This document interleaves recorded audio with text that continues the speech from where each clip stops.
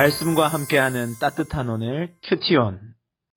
그들이 예루살렘에 가까이 와서 감람산 벳바게와 베다니에 이르렀을 때 예수께서 제자 중 둘을 보내시며 너희는 맞은편 마을로 가라.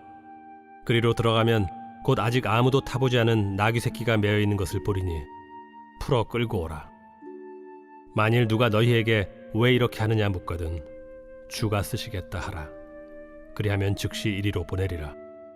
제자들이 가서 본즉 나귀 새끼가 문 앞거리에 매어 있는지라 그것을 푸니 거기 서 있는 사람 중 어떤 이들이 이르되 나귀 새끼를 풀어 무엇하려느냐? 제자들이 예수께서 이르신 대로 말한대 이에 허락하는지라. 나귀 새끼를 예수께로 끌고 와서 자기들의 겉옷을 그 위에 얹어 놓음에 예수께서 타시니 많은 사람들은 자기들의 겉옷을 또 다른 이들은 들에서 벤 나뭇가지를 길에 펴며 앞에서 가고 뒤에서 따르는 자들이 소리 지르되 찬송하리로다. 주의 이름으로 오시는 이여 찬송하리로다. 오늘 우리 조상 다윗의 나라여 가장 높은 곳에서 호산나. 할렐루야. 말씀과 함께하는 따뜻한 오늘 큐티온 2024년 2월 1일 목요일입니다. 우리 함께 기도로 시작하겠습니다. 사랑의 하나님 감사드립니다. 2월의 첫째 날도 말씀하시고 깨닫게 하시는 놀라운 은혜 더하여 주시옵소서. 감사드리며 이 모든 말씀 우리 주 예수 그리스도 이름으로 기도드립니다. 아멘. 네, 오늘 말씀은 마가복음 11장 1절에서 10절까지 말씀입니다. 오늘 말씀에서는 어제 말씀에서 계속 이어지고 있는데요. 이제 드디어 여리고를 지나서 드디어 예루살렘에 입성하시는 예수님의 모습이 그려지게 됩니다. 예수님께서 예루살렘에 가까이 다가가서 벳바게와 베다니라는 지역에 이르르셨을 때 예수님께서 제자들을 부르시고 마을로 보내십니다. 건너편 마을로 보내시면서 너희들이 아무도 타보지 않았던 나귀 새끼를 나에게 구해오라고 말씀합니다. 그러더니 제자들이 의아한 거예요. 갑작스럽게 나귀를 구해오는 것도 그렇고 누군가의 나귀를 끌고 올 때에 주인이 뭐라고 하면 어떻게 하지? 하는 생각이 들었습니다. 그래서 예수님께 묻습니다. 만일 누가 물으면 어떻게 합니까? 그랬더니 예수님께서 누가 묻거든 주가 쓰시겠다 하라고 말씀하십니다. 참 생각해보면 뚱딴지 같은 이야기인데요. 그 말을 들은 제자들도 참 황당했을 것이며 만약 그 어떤 나귀의 주인이 그러한 상황에 맞닥뜨린다면 참 얼마나 황당하겠습니까? 그런데 놀랍게 제자들은 예수님의 말씀에 순종하여서 나귀 새끼를 구하러 가고요. 때마침 또 나귀를 구하게 됩니다. 그리고 그것을 가지고 가려고 할 때에 어떤 사람이 묻습니다. 뭐 때문에 그러십니까? 그때 동일하게 제자들은 말합니다. 주께서 쓰시겠다. 참 이 일들이 실제적으로 이루어지느냐? 이루어집니다. 우리들이 이 모습에서 참 제자들의 순종 그리고 또 그 나귀를 기꺼이 내어드리는 나귀 주인의 순종을 바라보게 됩니다. 하나님께서 예수님께서 우리들에게 전적인 순종을 요구하고 요청하실 때가 있습니다.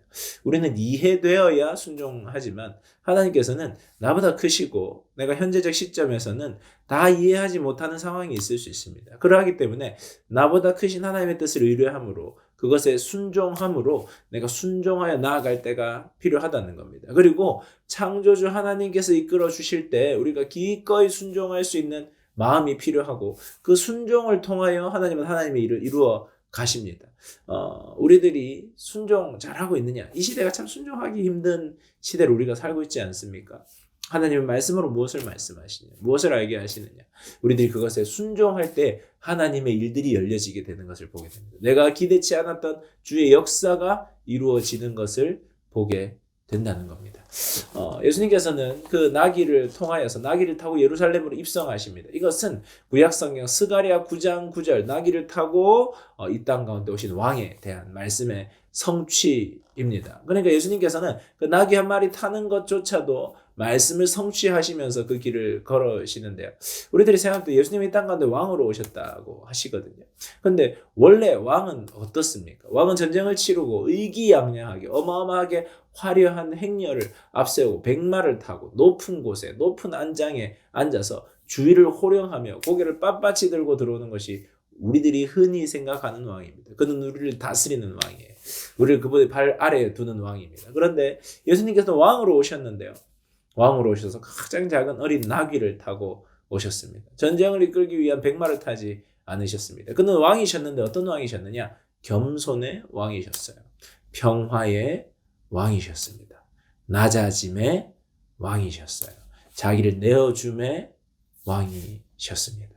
예수님께서 그렇게 낮아지고 낮아지셔서 우리의 삶으로 걸어 들어오시게 된다는 것입니다.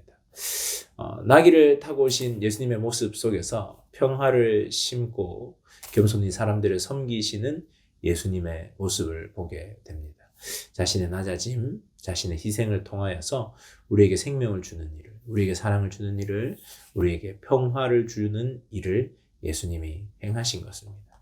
그리고 우리를 구원하셔서 우리를 그 길로 초대하고 초청하시는 겁니다. 여러분, 나귀를 기꺼이 타겠다고 하는 어린 또 겸손한 마음의 자세가 여러분 가운데 있으신가요? 낮아짐의 자리로, 시간이 지날수록 더 낮아지는 자리로, 더 섬기는 자리로, 더 평화의 자리로 여러분 나아가고 계십니까? 그 예수 그리스도를 바라보며 누구보다도 가장 크게 높임받아야 되는 예수님께서 가장 낮은 자리로 내려오심을 바라보며 그 길을 걸어내시는 우리 모든 세문안의 청년들 되기를 축복합니다. 묵상을 위한 질문인데요. 내 삶에 순종이 필요한 영역은 어디인가요? 그리고 두 번째는 나는 어떤 왕을 기다리고 있습니까? 겸손의 길을 따라 걸어가고 있습니까? 한번 자기 스스로 질문해보는 시간을 가지면 좋겠습니다. 묵상을 하며 들으며 좋은 찬양은 수많은 무리들 줄지어.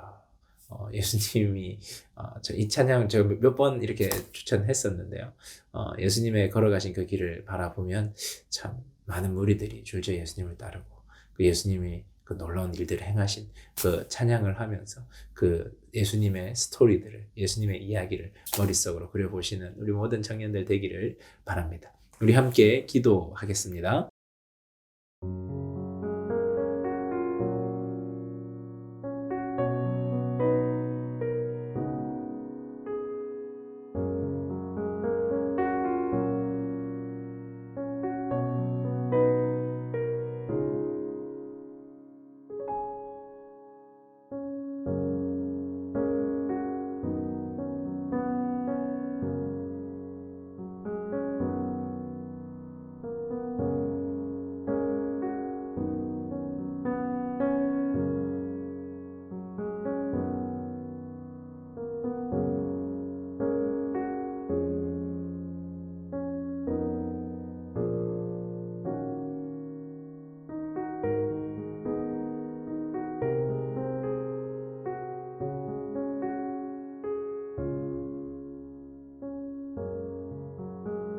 사랑의 하나님, 감사드립니다. 제 속에 제가 너무나 많아 참 순종하기가 쉽지가 않습니다. 주님이 얼마나 크고 놀라우신 분인지 깨달아 알게 하여 주셔서 순종할 수 있는 인생 되게 하여 주시옵소서. 겸손의 왕으로 오신 주님, 우리들도 그 길 따라 걸어갈 수 있게 함께해 주시옵소서. 감사드리며 이 모든 말씀 우리 주 예수 그리스도 이름으로 기도드립니다. 아멘. 좋은 하루 되세요. 안녕.